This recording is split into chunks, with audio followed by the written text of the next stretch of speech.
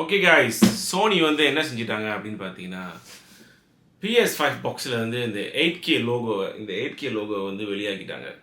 So இப்போ நீங்கள் போய் PS5 வாங்கினீங்கன்னா நீங்கள் வெறும் இந்த 4K இந்த லோகோ, அதுக்கப்புறம் HDR இந்த லோகோ தான் பார்ப்பீங்க. இந்த 8K லோகோ இருக்காது. ஸோ ஃபேன்ஸ்லாம் பார்த்துட்டு இது என்ன ஃபால்ஸ் அட்வர்டைஸ்மெண்ட்டா அப்படின்னு கேட்குறாங்க. ஏன்னா இந்த 8Kக்காகவே நிறைய பேர் வாங்கியிருப்பீங்க. இந்த 8K நீங்கள் பார்த்தாலே உங்களுக்கு ஒரு நல்ல ஃபீல் கொடுத்துருக்கோம். எனக்கும் தான் ஒரு ஃபியூச்சரிஸ்டிக்கான ஒரு ஃபீல் கொடுத்துச்சு.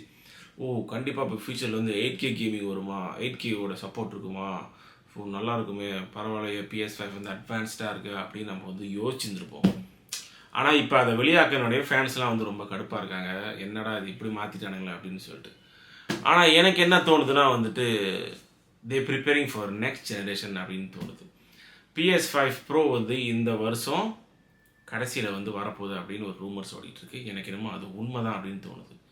ஸோ PS5 Proவில் வந்து கண்டிப்பாக 8K கேமிங் வரும் அப்படின்னு எனக்கு தோணுது. PS5 Proவில் வந்துட்டு 8K அந்த பாக்ஸில் வந்து கண்டிப்பாக அந்த 8K போட்டு வெளியாக்க போகிறாங்க.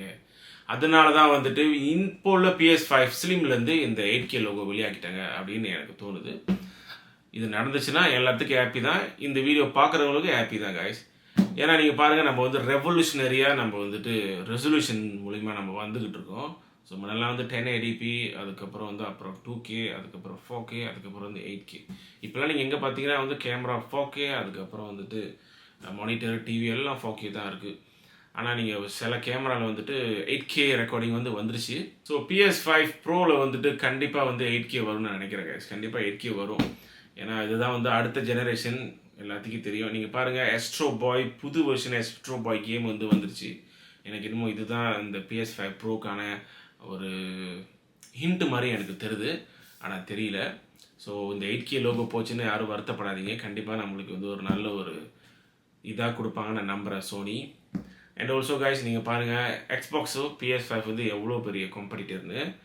ஸோ PS5 பாக்ஸில் வந்து 8K இருக்கும். Xboxோட எக்ஸ்லேயோ பாக்ஸ்லேயே வந்து 8K போட்டிருக்கோம். ஸோ இவனுங்க போட்டனால தான் அவனுங்க போட்டானுங்களா, இல்லை வந்துட்டு அவனுங்க உண்மையால் ஒரு 8K கேமிங் நம்மளுக்கு கொடுக்கறதுக்காக தான் 8K லோகோ போட்டானுங்களா அப்படின்னு எனக்கு தெரியல. உங்களுக்கு தெரிஞ்சால் கமெண்ட் பண்ணுங்கள். See you guys in the next video.